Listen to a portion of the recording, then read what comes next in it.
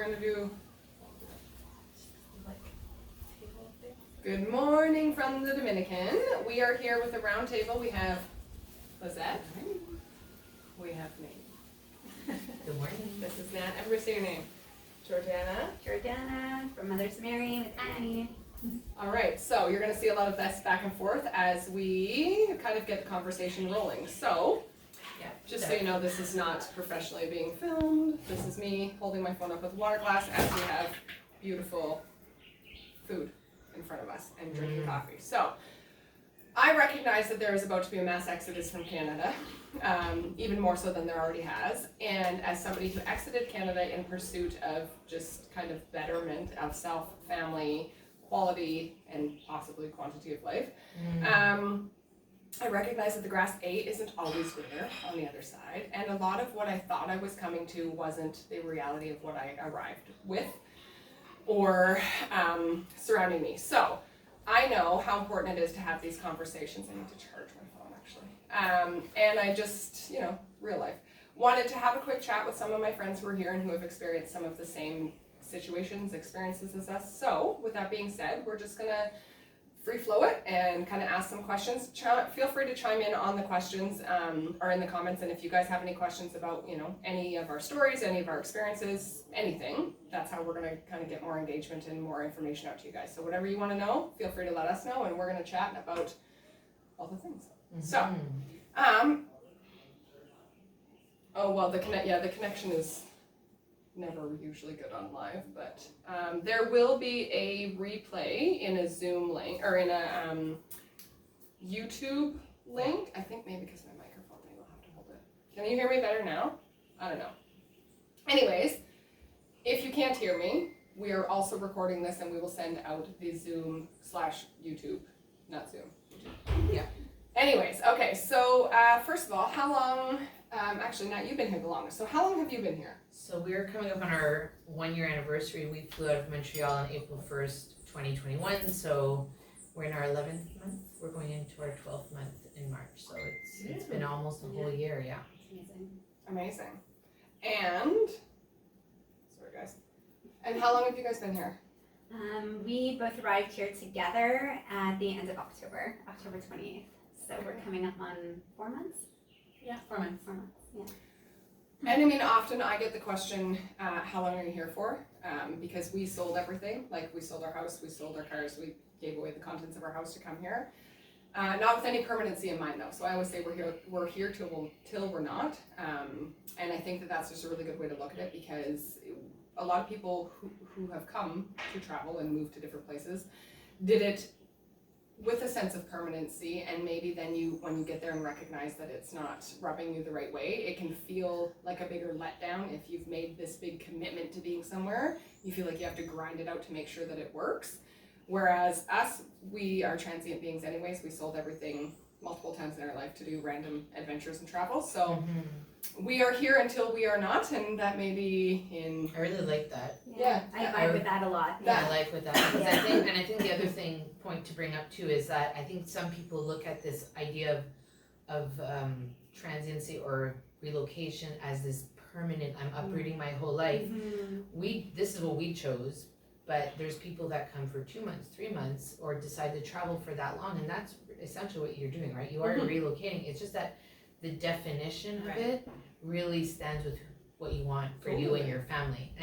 And I try and make that clear with clients who are struggling, because like, oh, I can't give everything up. I don't want to give up my house and my cars and my things, but you don't have to, because in your case, you do not sell your home. No, and we still have a home in Quebec. We're renting it out right now. It's a duplex, and for us, it's been hard because it's one of those things that kind of keeps us like 1 foot here, 1 foot there, and that's not really helping with the transition of being here, because I personally don't want to go back to Canada anytime soon, and my husband does, because of the material assets that we still have, and to me, they're just materials. So it's been challenging. And now Annie, you have a bit of an interesting story, because unlike kind of I think all the rest of us, you also got rid of your things, but you did that before coming here and had lived this way, the relocation way, while still in Canada. Can you share about like what that was like versus what it's like to be here? Absolutely. So we sold our house in March 2020 because we were just really sick of like living with the Joneses and keeping up and paycheck to paycheck, and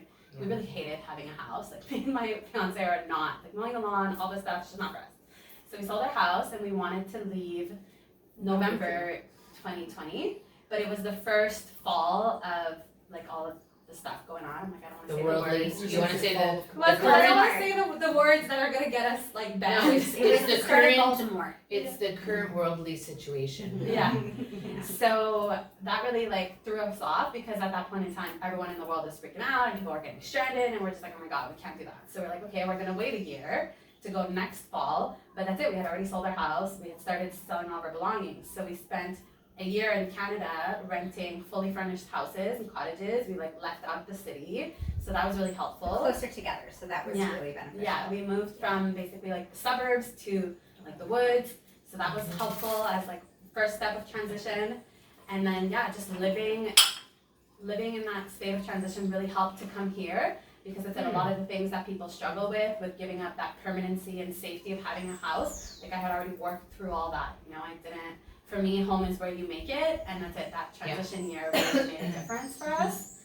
And I do mindset work for work, so it was just really helpful that whenever those feelings would come up, I was like, okay, great, like let's clear that, let's destroy and create that, let's look at our akashics and clean those up. So I really had a whole year of mental prep. That's it. I hear a lot of people that come here. And I did not have that. That's it. I watched her live it, but I did not have it myself. Yeah, so it helped a lot, and I do. Yeah, it's interesting. You have to kind of see where you sit, because I see how some people like the idea of not giving it up for real and having something to go back to. Or I've also seen Jordana who has struggled with having 1 foot here, 1 foot there, and it's hard. Kind of girl. Me too. So were we. As soon as we said we're gonna do this, it was like I had detached from the house. It was immediate, and I was like giving stuff, and my husband had a harder time. He said to me one night, "You don't seem to have a problem of letting go of the house that we built together." And I said, "No, because it's 4 walls, and a home can be anywhere as long as we're together." Yeah, but that's really what it is. And our house, it was a nice home. We built it up, but it also gave us a lot of challenges financially. The amount of resources that people have to put, and not just money, but like time, so like snow clearing, lawn, all of that kind of stuff. I think like collectively, we don't put it all into like the same thought of what it costs us. When we think in terms of cost, we always think financial. Oh, well, I can afford my mortgage, I can afford this, but how much time are you giving to this too? Yeah. So giving up, I don't know, what about you, Lizette? The house, that was because you had just renovated too, right? We had done a bunch of renovations. That part was actually easier than I thought it would be. It was really good. It was really good time, and the girls are laughing at me. You're just the cutest. It was really good timing for us, and it was what my kids needed more than anything. And like Nathalie said, we didn't come here thinking anything permanent. We didn't. It's still day to day. Honestly, it's what is going on right now, and is our family thriving? Period. And it's not. Yeah. And it's So really well said. hard, right? Yeah. For type A personalities, all my type A personalities, all the Excel spreadsheets, all the color coding, all the like. Type A, 'cause I'm not that at all. Oh, I'm so that. No, I'm like, give me all the color coding. Yeah. I'm such a If it's meant to be, it's up to me is like my motto. But you know what? I think it's so good. It's truly, and like Annie said, right? When you get that mindset shift, when you start working on that, when you realize you really only have today, whether it's on your Excel spreadsheet or not, it's not gonna, right? It's not gonna change just because you wrote it down, right? Like tomorrow can still change. So learning to be present, learning to be fluid, learning to say, is this working for us? Do we need to pivot? Do we need to change something? And just us, like just your nuclear family, not is it working for, the 40 people on this side and the 40 people on that side and everybody on social media, and what's it gonna look like and all of those things. So and having no shame. Like I recognize that in society we attach so much of our value, of our worth, of our, like just of our being to the things that we have or the titles that we carry or the careers that we make. Definitely. And I can remember when I shut down my business in Halifax like years and years ago. I had a food business for like 2 years, and I was a brand new mom, and I can remember being like so embarrassed. It wasn't working for me. I wasn't making money. I was stressed. My body was broken. But I can remember really struggling with, I'm going to be another statistic. I'm going to be a restaurant that opened and closed in 3 to 5 years. And I had so much shame attached to that. And in an instant, I was able to just be like, okay, but like if I carry that and carry through with it to not be a statistic or to break through, you know, the breakdown before the breakthrough, what is it going to cost me in the interim? And I wasn't, like, that trade-off wasn't worth it for me. Well, society tells us what we're supposed to do, right? Yeah. We're supposed to Yeah. go to school and get married and Yeah. have the house and have a child and Have a two pension. and three, get a pension and Stay when miserable you and stuff. when you defy that narrative, you know, and I hate to use that word because it's so I think overused right now.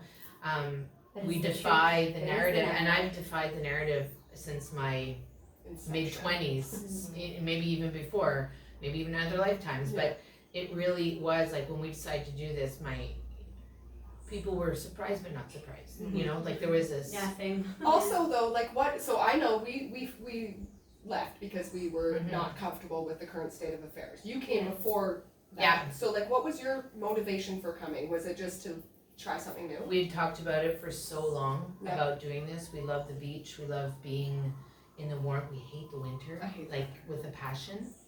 And we had just talked about. I'm looking because he's right over there, but we had talked about just doing this and providing our daughter with a different experience. I feel like school provides a certain experience, but as parents, our job Cool. is to give her other experiences. And we thought, well, if we can sell our house in 3 days and benefit from that, then maybe we can, you know, see where we can go with. And that's really was the motivation. It really had nothing to do with what was going on because it was still in the beginnings of, like, things weren't mandated yet. There was nothing, no obligatory anything going on. The only thing we had experienced obviously was after the March break, the kids had to be masked full time.